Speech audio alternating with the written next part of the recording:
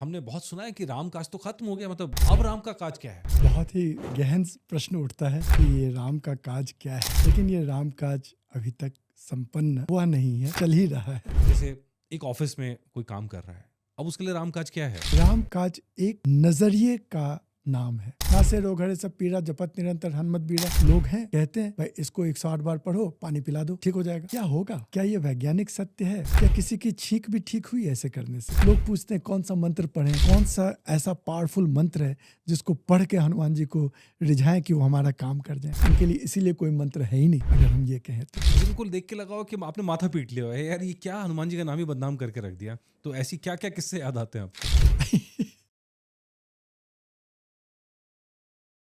हृदय बसु हनुमान के चौथे एपिसोड में आपका बहुत बहुत स्वागत है। यहाँ लगातार चर्चा हो रही है the secrets of Shri Hanuman Chalisa. जो सीक्रेट्स छुपे हुए हैं, जो रहस्य छुपे हुए हैं, जो संदेश छुपे हुए हैं, जो आम पाठ के अंदर सामने नहीं आते, उन सारे रहस्यों को, उन सारे सीक्रेट्स को सामने लाने की कोशिश हो रही है। सेवा हो, साधना हो, हनुमान जी आखिर कौन थे, कहाँ हैं, क्या करते हैं, कैसे काम करवाते हैं, सब पर एक-एक करके हमारी चर्चा हो रही है। और आज का जो टॉपिक है वो है राम काज करिबे को आतुर। डॉक्टर पवन कुमार मिश्रा जी हमारे साथ हैं। पवन जी, आपका बहुत-बहुत स्वागत है। मैं हर बार जब मैं चर्चा करता हूँ तो ये ज़िक्र मैं ज़रूर करता हूँ। सबसे बड़ी जो यूएसपी है मिश्रा जी की, पवन जी की, वो ये है कि जो पुस्तक लिखी है लिविंग हनुमान, ये 500 पेजों से ऊपर की पुस्तक है, आप मोटाई देख पा रहे होंगे। इस पुस्तक के अंदर सिर्फ और सिर्फ हनुमान चालीसा के जो 40 चौपाई हैं, उनकी टीका की गई है, उनकी व्याख्या की गई है, उनके मतलब समझाए गए हैं। और इसीलिए हमने गेस्ट के तौर पे बुलाया है, जेजीएम डिवाइन के गेस्ट के तौर पे। और आज जो चर्चा हो रही है वो राम काज। मिश्रा जी, ये राम काज, हमने बहुत सुना है कि राम काज तो खत्म हो गया, मतलब राम श्री राम की और रावण की लड़ाई हुई। राम जी का काज था कि सीता मैया को वापस लाना है, रावण का खात्मा करना है, अन्याय का खत्म करना है, वो तो अन्याय खत्म हो गया। तो अब राम का काज क्या है? बहुत ही गहन प्रश्न उठता है कि ये राम का काज क्या है। और आपने समझा भी दिया कि सीता को वापस ले आना, अयोध्या के राज सिंहासन पर श्री राम के साथ वो स्थापित हुई। और रावण तो उससे पहले ही हम्म। वैकुंठ सिधार गए भगवान राम के हाथों। जी। यही राम काज है। हम्म। लेकिन ये राम काज अभी तक संपन्न हुआ नहीं है, हाँ, हाँ। चल ही रहा है। वह जो जब लीला कर रहे थे भगवान, तो उन्होंने वहाँ पर उसको दिखाया कि यह राम काज है। और हनुमान जी तो उसमें मुख्य, उनके सेवक तो क्या कहेंगे, उनके मुख्य हाथ पैर बन करके इस कार्य को संपादित करे, उन्होंने पूरा किया। तो बात शुरू होती है कि सीता कौन? हाँ, हाँ। सीता कौन? मतलब उस रूपक के तौर पे जिसको हम एपिसोड 1 से समझ रहे हैं जी कि हनुमान जी एक तो प्रतीक रूप में जो सब पूछते हैं, मूर्ति के रूप में, वो जी तो चरित्र उनका है ही, हाँ लेकिन हनुमान जी उनसे ऊपर भी हैं। जी तो उसी रूप में सीता मैया भी उनसे ऊपर हैं और वो जी रूपक हम समझने की कोशिश जी कर रहे हैं। जी। जी रादर ऊपर या उसके प्रस्तार में, जी। उसके उसके विस्तार में, एक एक जो सीता, एक विस्तृत, एक बहुत बड़ी विचार है, उसका उसकी एक मूर्ति या एक रूपक वो कथानक में, जी, वो जी, जी। राम कथा में सीता रूप से आती हैं। तो सीता कौन? तो सबसे पहले सीता का अर्थ क्या? हुँ, तो संस्कृत शब्दकोश ढूंढेंगे तो सीता का अर्थ होता है धरती पर पड़ा हुआ एक, डाला हुआ एक लकीर। हुँ, हुँ, ध्यान दीजिएगा, लोग तो सीता को धरती मानते हैं, हुँ, लेकिन जो अर्थ है वो है धरती में पड़ा हुआ एक लकीर। हुँ, सीता का अर्थ क्या हुआ कि धरती तो धरती है, वो तो बड़े आनंद में प्रकृति स्वरूपा है। लेकिन वो जो लकीर पड़ा हुआ है, चाहे आपने हल से लकीर बनाया या धरती के साथ कोई भी क्रिया करी जिससे एक लकीर पड़ी, हुँ। वह है सीता। अर्थात सीता कौन हुए? धरती के साथ मानव का संबंध। हाँ, हाँ, हाँ। अब देखिए विचार बदल जाएगा। हाँ, पूरी की पूरी प्रकृति मान लें, लेकिन उस प्रकृति के साथ मानव का संबंध सीता। हम्म, और वो सीता को कौन हर लिया? रावण। रावण कौन? 10 मुख वाला, है ना, जो 10 इंद्रियों वाला, जो हमारा एक चहुदिश छिटका हुआ मन, वृत्तियों वाला जी। वृत्तियों वाला यह मन, उसने रावण बन करके सीता को हर लिया। हमारा जो संबंध है पृथ्वी के साथ, वो छिन्न भिन्न हो चुका है। पृथ्वी के साथ संबंध छिन्न भिन्न होने का मतलब है पृथ्वी के साथ, पृथ्वी पर रहने वाले प्राणियों के साथ, वनस्पति के साथ, पृथ्वी पर रहने वाले मनुष्यों के साथ, अपने परिवार में अपनी पत्नी, अपने पिता, अपने माता, अपने बच्चों के साथ, और तो और छोड़िए, यह जो धरती, यह जो प्रकृति का शरीर और मन मिला है, इसके साथ भी, सबके साथ जो संबंध है, वो सारा संबंध का गुना भाग सब तितर बितर हो गया। उसको जो रावण, वो जो काम का जो एक जो काम वासना कह लें, काम वासना का सिर्फ एक नहीं होता है, हाँ, कि जो अहंकार से प्रेरित जो काम का एक जो एक बाढ़ है, उस बाढ़ ने, उस शक्ति ने इस संबंध को हर लिया। अब यह संबंध कि पृथ्वी और प्रकृति के साथ हमारा संबंध सुंदर हो जाए, मधुमय हो जाए, वो रावण के हाथों से मेरे हाथ आ जाए, और फिर इसे मैं ले जा करके राम के साथ साथ अयोध्या में उनका राज तिलक हो जाए। तो अयोध्या, जहाँ युद्ध ना होता हो, अवधपुरी, अवध तो प्रांत था जहाँ पर वध ना होता हो, उस वध में अयोध्या, जहाँ युद्ध ना हो, ऐसे हृदय क्षेत्र में यह रिश्ता, यह संबंध पुनः पहुंच जाए राम संग, तो राम लखन सीता सहित उनकी स्थापना हृदय में हो जाए, ये राम काज है। अभी नहीं है सीता मूल प्रकृति के रूप से, राम नारायण के रूप से, लक्ष्मण शेष के रूप से, वो विचार करेंगे हम लोग, और हनुमान जी प्राण स्वरूप तो हो तो वही रहा है, लेकिन चूंकि उसमें हमारा मन नहीं है, चूंकि हमारी चेतना उस पर स्थिर नहीं है, इसलिए वह जो बिखरी हुई चेतना है वो पुनः हृदयस्थ हो जाए। ये हुआ बड़ा राम काज। हृदय हृदय में हनुमान राम लखन सीता सहित स्थापित हो जाए, ये राम काज है। बहुत जगह मंदिर बनाना राम काज है, मंदिर भी तो होना ही चाहिए, वहाँ उनकी पूजा होती है, लेकिन हृदय हृदय में राम लखन सीता सहित हनुमान जी स्थापित दिखें, तो ये रामकाज सबसे बड़ा रामकाज है। समझ बनाने के लिए तो रामकाज क्या है, तो राम कौन है? रामचरितमानस में लक्ष्मण जी निषाद राज को बता रहे हैं, वो पूछ रहे थे ये कौन है। राम जी वनवास के लिए आए थे, और उस समय में लक्ष्मण जी और निषाद राज की बात हो रही है, ये कौन है? तो कहते हैं राम ब्रह्म परमार्थ रूपा। राम तो परम ब्रह्म है, लेकिन उनका जो स्वरूप है वो परमार्थ में है, स्वार्थ में नहीं है। तो राम काज जितना जो कुछ भी परमार्थ रूप है, जो भी काज परमार्थ रूप किया जाएगा, वो सब राम काज में सब शामिल हो जाएगा। अच्छा, चलिए, ये बात एक रूपक जो पूरा समझ में आया, ये तो आम जनता को समझाने के लिए कि भाई हनुमान जी को हम प्राण तत्व मानते हैं, कि उस प्राण तत्व के जरिए जो एक विच्छेद आ गया है, बीच में अलगाव आ गया है पृथ्वी का, और पृथ्वी से मन का है मानव का, उसको जोड़ने का काम हनुमान जी करते हैं, उसको वापस लाने का काम रामकाज है, और वो ये कर रहे हैं। ये ठीक है, मतलब एक साधना में जो जा रहे हैं उनको समझ में आता है, लेकिन आम लोगों को शायद उतना समझ में ना आए, उतना उनके लिए आसान नहीं होता है ये। लेकिन जब इस राम काज को हम उनके आम लोगों के हिसाब से समझाने की कोशिश करते हैं, तो चलिए, जैसे एक ऑफिस में कोई काम कर रहा है, अब उसके लिए राम काज क्या है? पहला बेसिक फॉर्मेट यही रहेगा जी, हृदय, हमारा मन अवध बन जाए, किसी के प्रति हिंसा ना रहे, हमारा हृदय अयोध्या बन जाए, और जो हमारे रिश्ते हैं वो ऐसे प्रेमी रिश्ते बन जाए कि वो हमारे हृदयस्थ हो जाए। रामकाज का फर्मा ये बनेगा, वो चाहे कोई ऑफिस में काम करता हो, कोई फौज में काम करता हो, कोई काम ही ना करता हो, लेकिन क्या मेरा मन अवध है, इसमें कितनी हिंसा है, क्या मेरा हृदय अयोध्या है, यहाँ कितने युद्ध चल रहे हैं, वो सब कैसे निरस्त होंगे। तो वो हनुमान जी के साधना से वो सब संभव है जी। अब सीधी बात करते हैं कि भाई जो कोई ऑफिस में काम कर रहा है, पैसे अपनी कमा रहा है, जी। घर चला रहा है अपने, तो उसका वही राम काज है। राम काज एक नजरिए का नाम है। नजरें तेरी मुड़ी, नजारे बदल गए, कश्ती ने मोड़ा रुख तो किनारे बदल गए।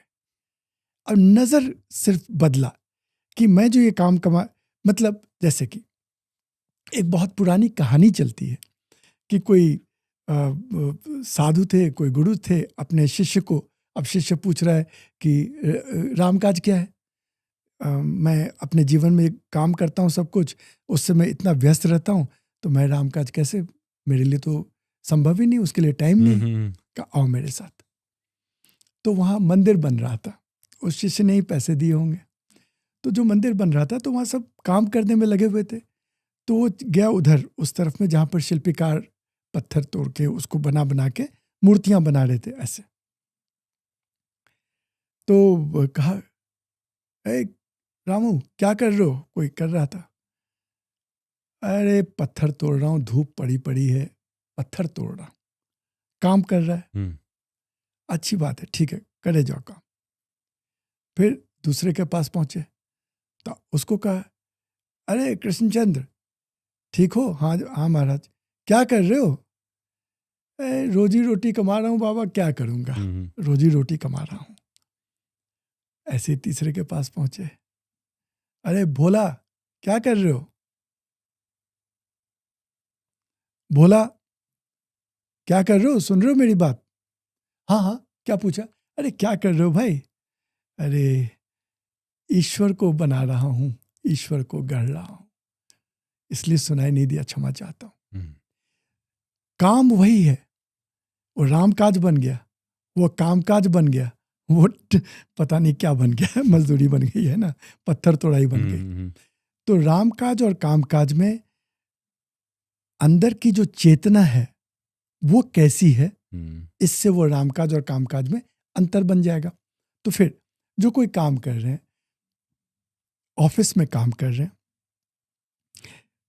योगः कर्मशु कौशलम, अपने कर्म को पूरी कुशलता पूर्वक, ईमानदारी से और इसलिए कर रहे हैं कि मैं जो ये काम कर रहा हूं इससे जो बाकी लोग इस पे आधारित हैं, चाहे कोई टाइपिस्ट ही क्यों ना हो, चाहे कोई किसी कंपनी में बाथरूम साफ करने का ही उसको ड्यूटी क्यों ना मिला हो, चाय पिलाने की ड्यूटी मिली हो, चाहे कोई निचले स्तर का अफसर हो, ऊपर स्तर का अफसर हो, वो जो कुछ भी कर रहा है वो उस संस्था के टोटल, उसकी जो समष्टि है उसके लिए कर रहा है, नहीं तो नहीं करता।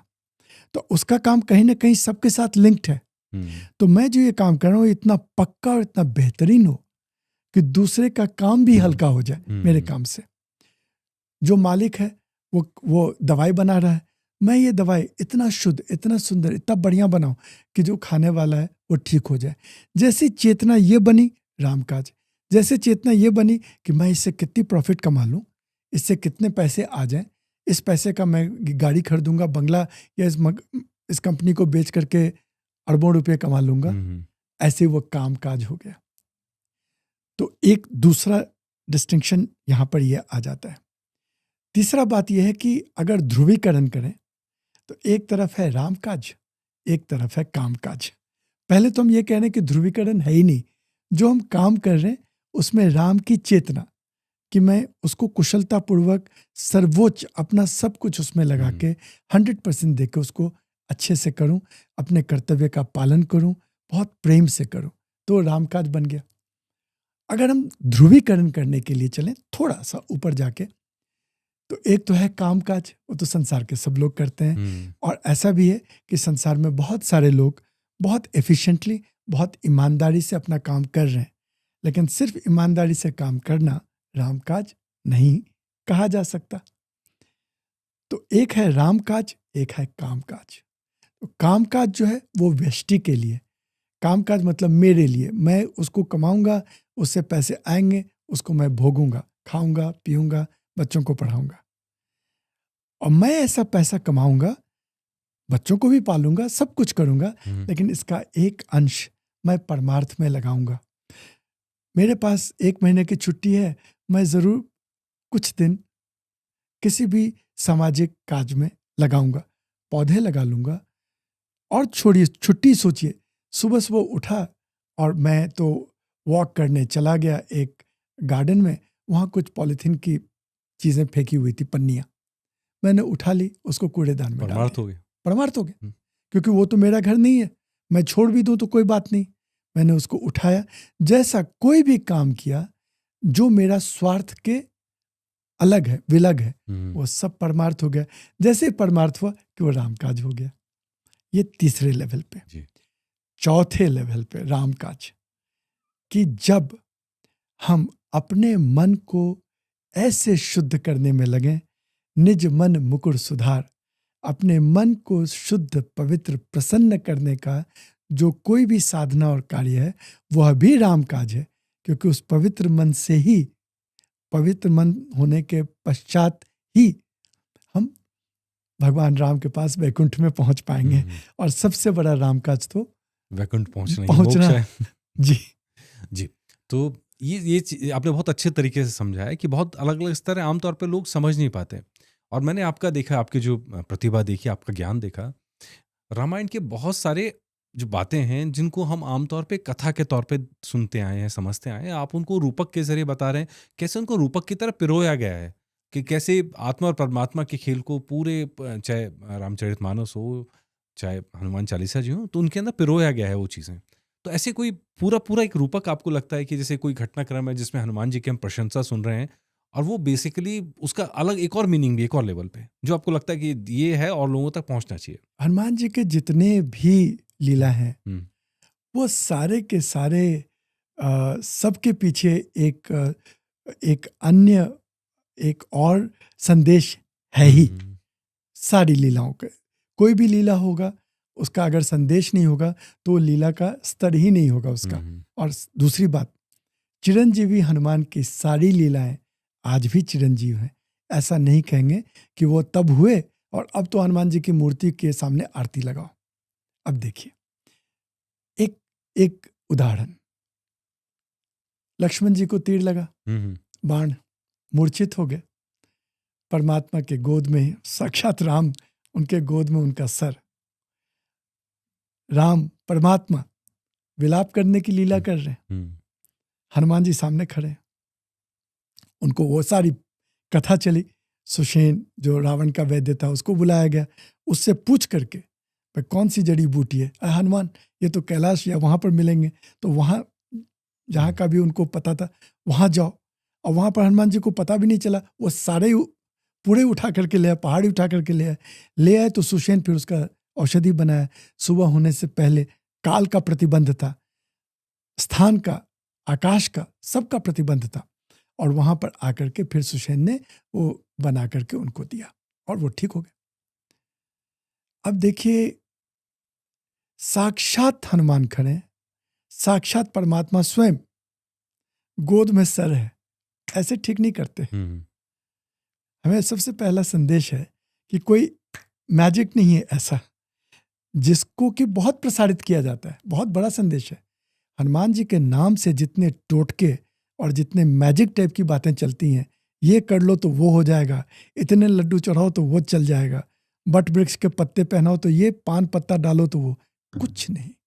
यहाँ सीधा संदेश क्या है कि प्रकृति में खड़े हैं, प्रकृति के पंच तत्व का शरीर धारण करके खड़े हैं, तो उसके जितने भी नियम हैं, कर्म के, क्रिया के, प्रकृति के, उन सब नियमों का पालन होगा, चाहे वो साक्षात परमात्मा क्यों ना हो। यहाँ तो हम लोग ट्रैफिक के नियम नहीं पालन कर पाते, ट्रैफिक छोड़ के भागते हैं। यहाँ हनुमान जी प्रकृति की मर्यादा पालन कर रहे हैं। हाँ, पवन उनके पिता हैं, वो उनकी सवारी लेकर के वहाँ पहुँचते हैं, अपना काम करते हैं, वो जड़ी बूटी को लेके आते हैं। ये नहीं कि हनुमान जी ने कहा मुझे तो पता है इसका जड़ी क्या है, बूटी कौन सी है। साक्षात शिव हैं, साक्षात मृत्युंजय सामने खड़े हैं, शिव जिनकी हम जाप करने से सोचते सब ठीक हो जाएगा, होता भी है, हम नहीं कह रहे, लेकिन विचार की बात कह रहे हैं। वह साक्षात शिव, साक्षात विष्णु पालनहार, और वो सुषेण से परामर्श कर रहे हैं कि आप बताइए इसकी औषधि कौन सी है। और वो औषधि लेने गए तो पूरे प्रकृति के नियमों का पालन जहां भी है, समाज में है, प्रकृति में है, ये एक बहुत बड़ा संदेश। और दूसरी बात कि कोई यूं मैजिक नहीं है, ना से रोग हरे सब पीरा जपत निरंतर हनुमत बीरा। लोग हैं कहते हैं भाई इसको 108 बार पढ़ो, पानी पिला दो, ठीक हो जाएगा। क्या होगा? क्या ये वैज्ञानिक सत्य है? क्या किसी की छींक भी ठीक हुई ऐसे करने से? कोई छींक रहा हो, सर्दी जुकामी लगी हो, बड़े रोग तो छोड़ दो, सर्दी जुकाम लगी हो, पेट खराब हो, वो नासे रोग हरे सब पीरा पड़ता रहे, 108 बार पानी पीता रहे, ठीक हो जाएगा क्या? हनुमान जी ने ये थोड़ी बताया तुम करो, लेकिन हम लोग ठीक उल्टा करते हैं। तो ये बहुत बड़ा संदेश हनुमान जी का। अभी आपके सामने कई सारे रील आई होंगी, उन्हीं रील पे मैं चर्चा भी करना चाह रहा था।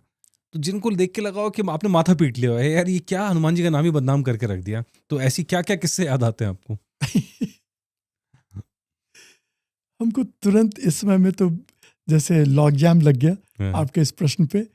इतने आते हैं हनुमान जी को चोला चढ़ाओ या उनको सिंदूर चढ़ाओ या उन पर तेल चढ़ाओ, हर एक शनिवार को चढ़ाओ तो ये ठीक हो जाएगा, वो ठीक हो जाएगा, जिसके विषय में हम लोग आगे के चर्चाओं में करेंगे कि हनुमान जी के सच्चे सुधरे हुए उपाय कौन से हैं जो सच में काम करेंगे, और बाकी कहानियों वाले उपाय कौन से हैं जिससे दिल बहलेगा, हमारे आस्था पर हनुमान जी की कृपा हो जाए तो हम पर उन पे तेल चढ़ाएं, पानी चढ़ाएं, वो हमारी आस्था की मर्यादा रखने के लिए काम तो पूरा कर देंगे, ज़रूर कर देंगे।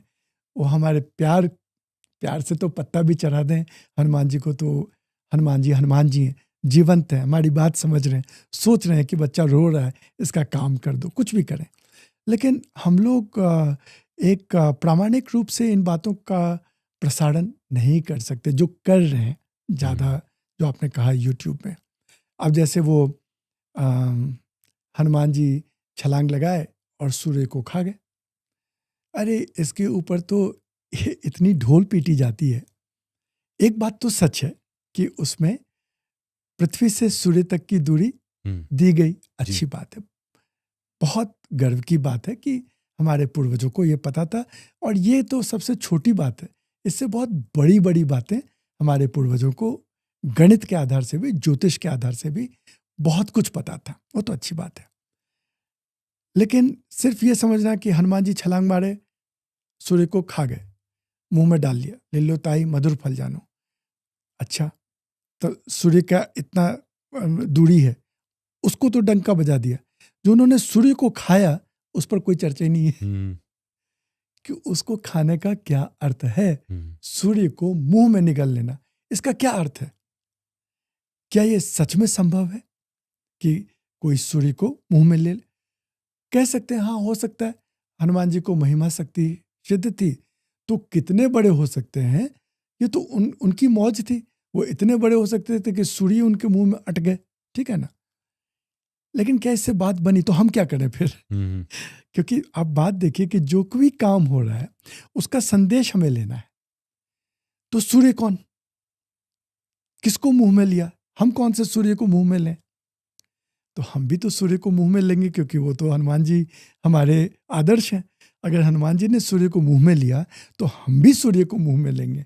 तो कौन है वो सूर्य? तो सबसे पहली बात है कि सूर्य तो हनुमान जी के गुरु थे। हनुमान जी के गुरु थे तो उन्होंने, हनुमान जी ने गुरु को ही मुंह में ले लिया, तो हम कैसे लेंगे? हम लेंगे, हम गुरु का भोजन करेंगे। कैसे? जो गुरु परोस रहे हैं, गुरु अर्थ ज्ञान, हम उसका भक्षण करेंगे। लोग क्या कर रहे हैं, ज्ञान जो भी गुरु से प्राप्त होता है उसको सुन रहे हैं, हटा रहे हैं, रील ऐसे ऐसे घुमा रहे हैं। ये खाना नहीं हुआ। श्रवण मनन निधिध्यासन, इसको ही खाना कहते हैं। सूर्य ज्ञान का प्रतीक, उस ज्ञान को, आत्मज्ञान का प्रतीक, उसका श्रवण करना, मनन निधिध्यासन, पचा लेना, श्रवण करना, मनन करना, निधिध्यासन करना, सूर्य को मुख में लेने का संदेश। दूसरा, सूर्य प्रकाश रूप तो है ही है, लेकिन उसके साथ साथ एक और संदेश जाता है कि उन्होंने ज्ञान को मुंह में लेके ऐसा समेट लिया कि बाकी सब जगह अंधकार हो गया। हम्म, वहां पर एक अहंकार बुद्धि से मुंह में ले लिया, हम्म, ऐसा कहें। और अहंकार बुद्धि ऐसी थी कि चेताने पर भी नहीं मुंह खोल रहे थे, बोलने पर नहीं खोल रहे थे, प्रार्थना से भी नहीं खोल रहे थे। अहंकार था कि ये सब मेरा ही है, जो मैं समझ लिया, जान लिया, या जो प्रकाश, जो शक्ति मुझे प्राप्त हो गई। तो वहां पर इंद्र को वज्र का प्रहार करना पड़ा और जबड़ा टूट गया, सूर्य बाहर आ गए। तो अब यहां पर क्या हो गया? नंबर 1, अहंकार को तोड़ना। वो ज्ञान से अहंकार बढ़ जाए तो अहंकार टूटना, और वापस निरहंकारता ऐसी ऐसी कि वो हनुमान जो सिर्फ सोच रहे थे कि मैं हूं और ये मैंने सूर्य को ग्रहण कर लिया, वो हनुमान सबके हृदयस्थ हो गए, हृदय बस वो हनुमान बन गए उसके बाद। तो इस प्रकार के संदेश आपको हनुमान, कई उदाहरण ऐसे निकल से आएंगे जो हनुमान चालीसा से निकल के आते हैं और जिनका एक संदेश पीछे छुपा हुआ है। जी, पूरे हनुमान चालीसा के संदेश, ये सीरीज हम आगे भी जारी रखेंगे, सीक्रेट ऑफ हनुमान चालीसा, क्योंकि इसमें बहुत सारी ऐसी चीज़ें जो लोगों के लिए बहुत नई बात हैं। लोग पहली बार सुन रहे हैं, लोग समझ रहे हैं। अब सूरज को निगलने के पीछे जो कहानी है, ये शायद मैंने भी पहली बार सुनी है। तो अब ऐसी चीज़ें जब सामने आएंगी तो लोगों को एक नज़रिया भी बदलेगा कि हमें क्या करना है और क्या नहीं करना है, और हनुमान जी कैसे इन चीज़ों की शिक्षा दे रहे हैं, या तुलसी बाबा ने कैसे हमें ये समझाया आम लोगों को। ये एक मुद्दा हो गया। लेकिन अब मोटे तौर पे अगर आप देखते हैं, अब फायर राउंड की तरह आप समझ लीजिए इसे, कि मान लीजिए हम हनुमान चालीसा जी की बात करते हैं, उसके अंदर आपको 3 सीक्रेट ऐसे कौन से लगते हैं जो आपको बताने चाहिए खटाखट खटाखट खटाखट? पहला सीक्रेट, सावधानी, यह है कि मेरा मन, उसमें जो कलुषिता है, जिससे मेरा मन डिस्टर्ब्ड हो रहा है, हम दुखी हो जा रहे हैं, हम इस मन को पूर्णतया सुखी कैसे कर लें, हम इसकी चेष्टा कैसे करें। अ, इसका सामान्य प्रयोग क्या होता है कि लोग सब तो चेष्टा करते हैं कि हम सुखी रहें, कौन नहीं चाहता है, लेकिन उसके लिए जो जुटते हैं वो ये है कि मैं कोई सिनेमा देख लूं, बाइस्कोप देख लूं, दोस्तों के साथ हंस लूं, बोल लूं, गा लूं, बाहर बाहर में। लेकिन हनुमान चालीसा का सीक्रेट ये है कि वहां पर वो ठीक नहीं होने वाला है। वो तो गुरु चरण के सरोज रज से मन के आईने को साफ करना है। यह सबसे पहला सीक्रेट है, पहला। दूसरा, सब सुख लहे तुम्हारी सरना, तुम रक्षक काहू को डरना। तो हम लोग डरे होते हैं, लेकिन यहां पर सीक्रेट ये आ गया कि ना सिर्फ हमारे सारे डर, और डर के साथ ये सोचिए कि आप A to Z जाएं, तो साइकोलॉजी में A to Z तक फोबियाज हैं। आजकल लेटेस्ट फोबिया का नाम साइंस साइकोलॉजी मान रही है, उसका नाम है FOMO, fear of missing out. डर है कि छूट ना जाए, मैं फ़ोन देख रहा हूँ कि वही नहीं छूट जाए, कोई बात ना रह जाए, इसलिए लोग बाथरूम में भी फ़ोन देखते हैं। और 2 मिनट अगर हम और आप बात कर रहे हैं और हमने 1 सेकंड के लिए पानी पीने के लिए अगर रोक लगाई, तो उतने में पता पड़ा आपने फ़ोन अपने 2 बार देख लिया, मतलब आपका अर्थ कोई भी और सामने होते हैं। तो ये जो हमारे को भय है कि कुछ छूटा जा रहा है, यह भय सीधा सीधा हनुमान जी के आस्था में स्थापित होने से यह भय तो जाएगा ही, साथ सारे सुख मिल जाएंगे, सारे सुख, कोई चीज छोड़ना नहीं पड़ेगा, सब सुख। तो वहां पर ईशावास्य मिदम सर्वम यत् किंचित जगत्याम जगत, और वहां कह रहे हैं कि तेन त्यक्तेन भुंजिता, भोगो इन सबको। ईशावास्य का पहला मंत्र कह रहा है। तो हमको सारे भोग और भुक्ति और मुक्ति, ये सब मुझे एक ही जगह, एक ही स्थान पर, जैसे कि हनुमान जी एक सिंगल विंडो फैसिलिटेटर हैं, जैसे वो डिविनिटी के परमात्मा के एक खिड़की से मुझे सारे काम मेरे बन जाएं, मुझे वो मिल गए। तो एक दूसरी बात यह है कि सब जगह से मन अपने आप ही एक जगह पर केंद्रित हो जाए और एक ही जगह से मुझे सब प्राप्त हो जाएगा। ये दूसरी सीक्रेट है, इसी में जुड़ा हुआ है। और देवता चित्त न धरें, हनुमत से सर्व सुख करें, तो ये इसके साथ जुड़ा हुआ बात है। और तीसरी बात कि हनुमान जी हर समय मंगल मूर्त के रूप में हमको हर समय दिख रहे हैं। मंगल मूर्ति रूप हमको हर समय में हनुमान जी का दर्शन हो रहा है। तो ये प्रश्न ही नहीं उठता कि क्या हनुमान जी आदमी हैं? क्या हनुमान जी का दर्शन कोई कर सकता है? क्या हनुमान जी बात करते हैं? ये सारे जो प्रश्न आते हैं कई बार, अरे वो प्रश्न ही नहीं उठता है, क्योंकि हर समय अपने जीवन में सिर्फ देखने भर की देरी है।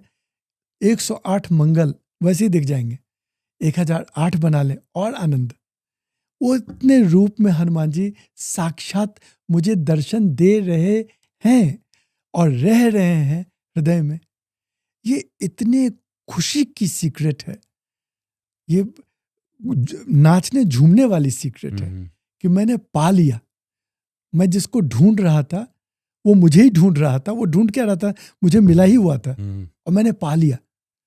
तो ये तीन मुख्य, मैं आज के कहूँगा, एपिसोड का आखिरी सवाल। हम बहुत परेशान हैं, जो भी है, संकट है, तरह तरह की चीज़ें हैं, कलेश है, तमाम तरह की चीज़ें हैं। हनुमान जी के पास अर्जी कैसे लगाएं कि प्लीज सॉल्व कर दो? बहुत सुंदर। तो हनुमान जी के पास अर्जी तो लगेगी ऐसे, सिमरन से ही अर्जी लगेगी। बस सिमरो पवन कुमार। और वहीं पे सीक्रेट भी दे दिया। हनुमान जी को सिमरना कैसे? अपने श्वास पे। पवन कुमार का अर्थ हुआ पवन के पुत्र, प्राण। तो अपने प्राण के आने जाने का जो प्रवाह है, प्राण रूप में हनुमान जी उपलब्ध हैं, सामने हैं। उसको जब सिमरते हैं, याद आ जाता है कि सांस आ जा रही है, बस इतना। सांस आ रहा है, जा रहा है, ये हनुमान जी आ जा रहे हैं, बस इतना। इतना करते ही सबसे पहली बात तो यह है कि हम हनुमान जी से कनेक्ट हो गए। उसके बाद जब वहां कह दिया, सब सुख लहे तुम्हारी शरणा, तुम रक्षक काहू को डरना, दुर्गम काज जगत के जेते जेते, जो भी दुर्गम काज है, सुगम अनुग्रह तुम्हारे देते। तो ये जो बात है वो कह दी, सांसों में उठा दिया कि भगवान ये बात तो अपने आपकी बात है। जगत के जितने भी दुर्गम काज हैं वो सब आप सुगम करते हैं, आपकी अनुग्रह से वो सुगम हो जाता है। तो आप हम पे अनुग्रह करें। इतनी साधारण सी बात, लेकिन ध्यान प्राण के प्रवाह पे। प्राण के प्रवाह पे ही अर्जियां लगेंगी, वो सटीक पहुंचेंगी अपने पता पर। बाकी जितनी अर्जियां हैं लगा सकते हैं, मंदिर में मूर्ति हैं, भगवान को चिट्ठी लिख सकते हैं, हनुमान जी को पत्र लिखें अपने संकट का, और ये कह करके कि ये मेरा संकट भगवान आपको लिखते लिखते पूरा हो चुका। एक ये सीक्रेट है कि आपको जो समस्या है उसकी जो समाधान है, उस समाधान को आप प्राप्त कर लें पहले ही लड्डू के साथ हनुमान जी को कहें, भगवान ये तो पूरा हो ही चुका, बस मैं प्रतीक्षा कर रहा हूँ, थोड़ी बहुत जो भी है मैं तो तैयार हूँ, बिल्कुल मैं प्रतीक्षा में हूँ, आप बस उसको करने चल ही पड़े हैं। ये नहीं कि प्लीज आइए करिए, नहीं, आप तो चल पड़े हैं, मैं तो बस प्रतीक्षा, बस हो ही गया ये बात। तो इतने आसान और प्रेम से और सुख से उनसे ये सामान्य भाषा में, लोग पूछते हैं कौन सा मंत्र पढ़ें, कौन सा ऐसा पावरफुल मंत्र है जिसको पढ़ के हनुमान जी को रिझाएं कि वो हमारा काम कर जाए। नहीं, उनके लिए इसीलिए कोई मंत्र है ही नहीं। अगर हम ये कहें तो ठीक है, चालीसा है, लेकिन वो भी कोई ठीक बात है। श्रावण मंत्र के रूप से तुलसी बाबा ने हमें एक प्रसाद दिया है, लेकिन उस प्रकार का कोई वैदिक मंत्र, कोई धीर, अब लेकिन लोगों ने बनाए हैं, बीज मंत्र वगैरह सब है हनुमान जी के, और उनके मंत्र लंबे होते रहते हैं। कहाँ आपको एक वर्जन मिलेगा, दूसरी जगह शक्तिशाली मंत्र कह के उसमें एक और बात संस्कृत की डाल दी। लोग सोचते हैं इसको पढ़ने से हनुमान जी खुश होंगे। हनुमान जी सिमरने से खुश होते हैं, आनंद में है। कहाँ सिमरने से? पवन कुमार, श्वास प्रश्वास में उनको ध्यानस्थ होने पर इतने से ही बात बन जाएगी। यही सीक्रेट है, यही सीक्रेट है जी। चलिए इसी सीक्रेट पे फिर हम भी ध्यान लगाते हैं। और मैं एक चीज़ का तो मैं आपसे प्रॉमिस कर रहा हूँ, अब मैं जब भी हनुमान चालीसा का पाठ करूँगा, most probably as soon as possible, तो जैसे ही मैं पाठ करूँगा, इस बार जो आपने रूपक बताए और जो चीज़ें बताई हैं, मैं सारी चीज़ों को उस तरह से पाठ करने की कोशिश करूँगा। सिर्फ़ पाठ नहीं करूँगा, उसको पढ़ने की, समझने की कोशिश करूँगा। उम्मीद करता हूँ कि हनुमान जी मुझ पे भी थोड़े कृपा करेंगे, ज़रूर करेंगे। और जो आपने बात कही, अगर ये लोग समझ पाएँ कि प्राणायाम जिसको हम कह देते हैं, कैसे बहुत सारी प्रॉब्लम को अपने आप ही सॉल्व कर सकते जी, हैं। ये आम तौर पे लोगों को समझ में नहीं आता, लेकिन हाँ, रावण को मारने का सबसे अच्छा ज़रिया यही है। इस पे अगर ध्यान लगाएँगे, तो राम काज की तरफ हम आगे बढ़ जाएँगे। तो जाते-जाते हमारा जो रूटीन है, हर एपिसोड के बाद में हम थोड़ा टाइम देते हैं मेडिटेशन के लिए, जी। ताकि जो हमारा एपिसोड देख रहे हैं, यहाँ तक रुके हैं, उन पर भी हनुमत की कृपा हो, वो भी कुछ भला लेके जाएँ एपिसोड से, सिर्फ़ बातें ना सुन के जी। जाएँ। जी। तो हनुमत कृपा तो हम सब पर निरंतर बरस ही रहा है। जब हनुमान स्वयं हृदयस्थ हैं, हमारे हृदय में विराजमान हैं, तो उनकी कृपा भी बरस रही, बस सब हमें पहचानने हुँ, भर की देरी है। प्राण का आना जाना लगा हुआ है, वही उनकी कृपा है। एक दिन ये श्वास जाएंगे, लौट के नहीं आएंगे एक दिन। तो आ जा रहे हैं, जा रहे हैं, आ रहे हैं, ये उनकी महती कृपा है हम पर। और ये हमारा जीवन उनके सेवा में नियुक्त हो जाए, यही प्रार्थना सबसे बड़ी प्रार्थना है। राम काज में हम लोग संलग्न हो जाएं और एक साथ सब मिल करके एक साझा मन से।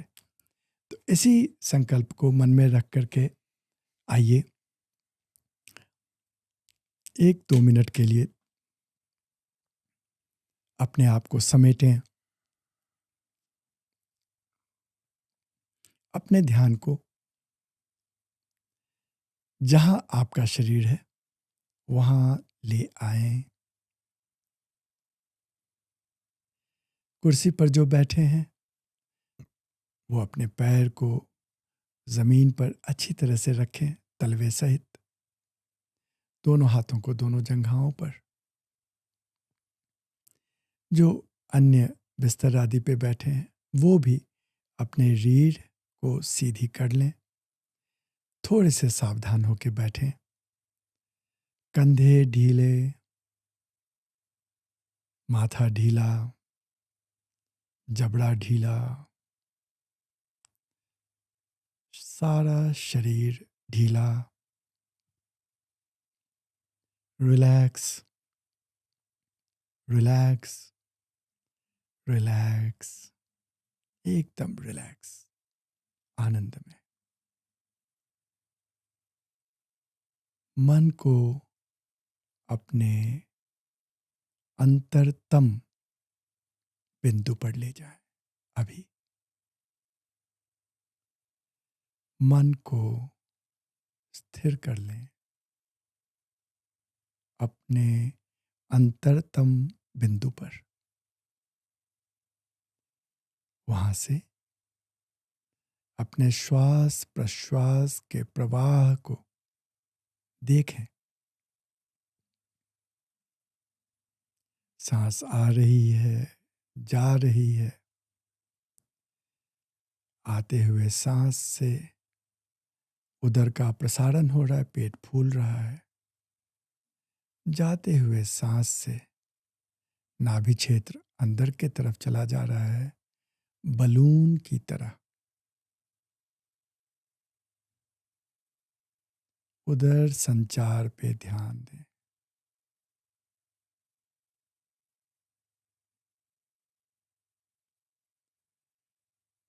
धीरे से अपने ध्यान को श्वास प्रश्वास पर स्थिर करें।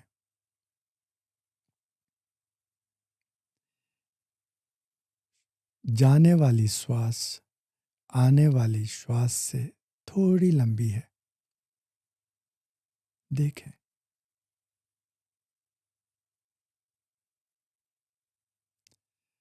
श्वास प्रश्वास की प्रवाह निरंतर हो, कोई ब्रेक ना हो, कोई जर्क नहीं, कोई आवाज नहीं और कोई श्रम नहीं, सहज।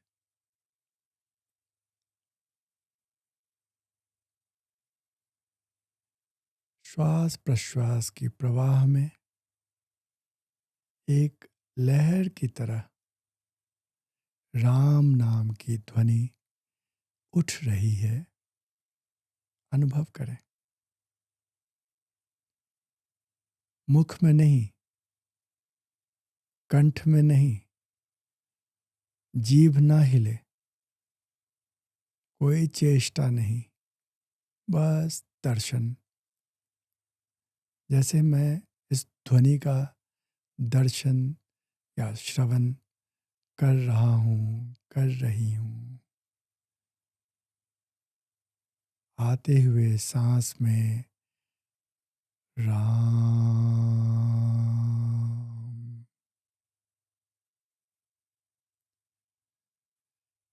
जाते हुए श्वास में राम,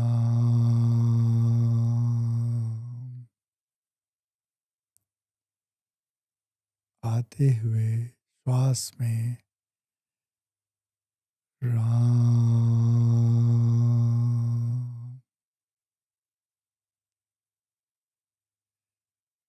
जाते हुए श्वास में राम,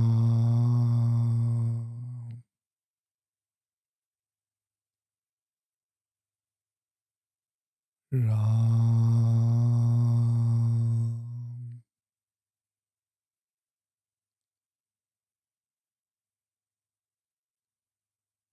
राम।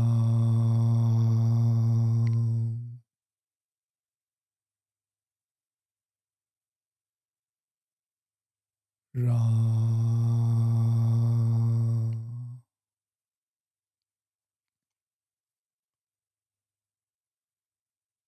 धीरे धीरे अपनी चेतना को अपने हृदय क्षेत्र में लाइए। धीरे से अपने दाहिने हाथ को अपने हृदय पे रखिए। फिर अपने बाएं हथेली को दाहिनी हथेली पे हल्के से धीरे से रखिए।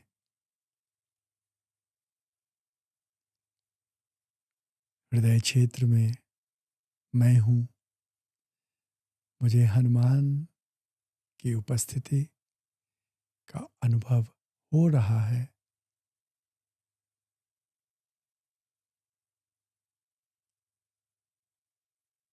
अपने हिसाब से या तो अपने इष्ट के रूप में किसी मूर्ति, चित्र, प्रिय तीर्थ, उस रूप में, या एक प्रकाश पुंज के रूप में, या एक सूक्ष्म स्पंदन के रूप में हृदय में, हृदय क्षेत्र में मैं हनुमान की उपस्थिति में हूँ। मेरे प्यारे लल्ला, मेरे प्रियतम, मेरे गुरु, मेरे इष्ट, मेरे सखा हनुमान।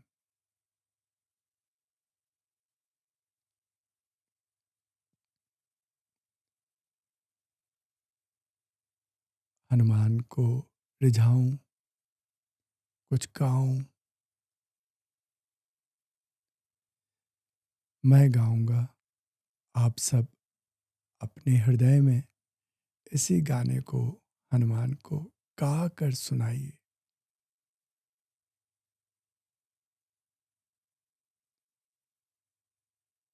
दिल में तुम्हें बिठा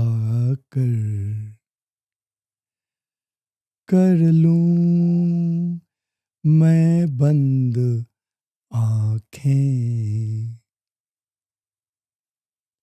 पूजा करूं मैं तेरा, होकर रहूं मैं तेरा।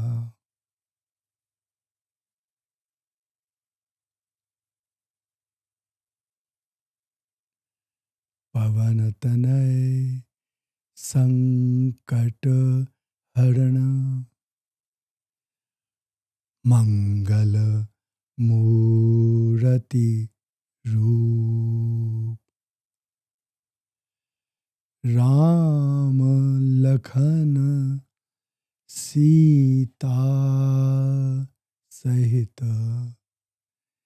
हृदय बसहु सुरभूप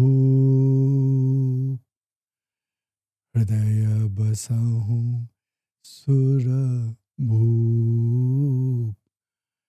हृदय बसहु सुरभूप।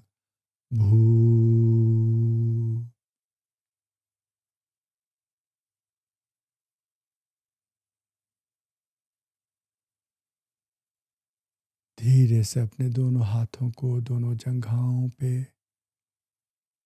रख लीजिए।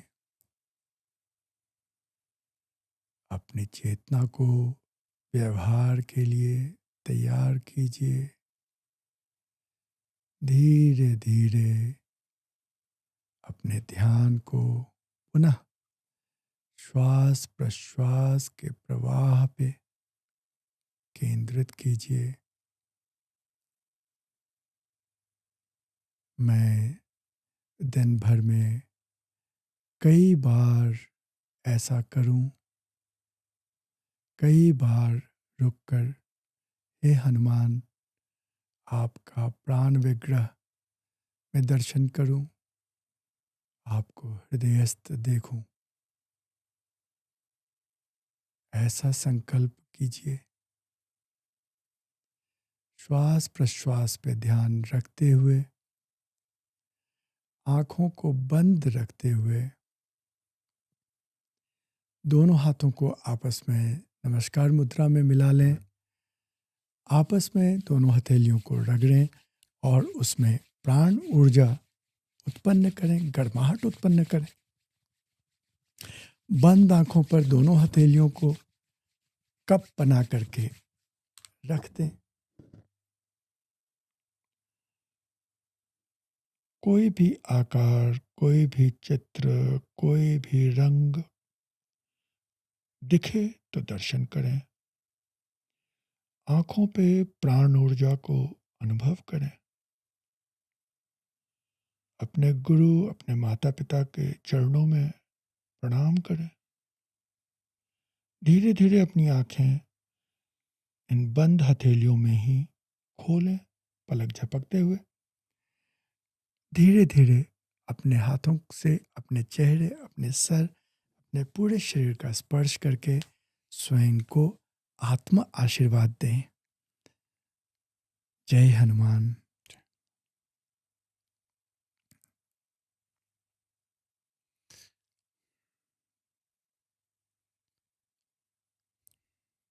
हालांकि इसके बाद में कुछ बोलने का मन नहीं करता, लेकिन फिर भी इस एपिसोड में फिलहाल इतना ही। उम्मीद करते हैं कि एपिसोड आगे भी जारी रहेंगे, और जो एक सीक्रेट ऑफ हनुमान चालीसा हम लोग ये सीरीज लेके आए हैं, हृदय बसो हनुमान, उसके अंदर और भी बातें होंगी, और भी चौपाइयों की बातें होंगी, और वो परिचय जो तुलसी बाबा लोगों को कराना चाह रहे थे वो लोगों तक पहुंचेगा, इसकी हमें भी बड़ी उम्मीद है। आपसे ज्ञान की बातें सुन के बहुत अच्छा लगा। आप स्टूडियो में, नमस्कार।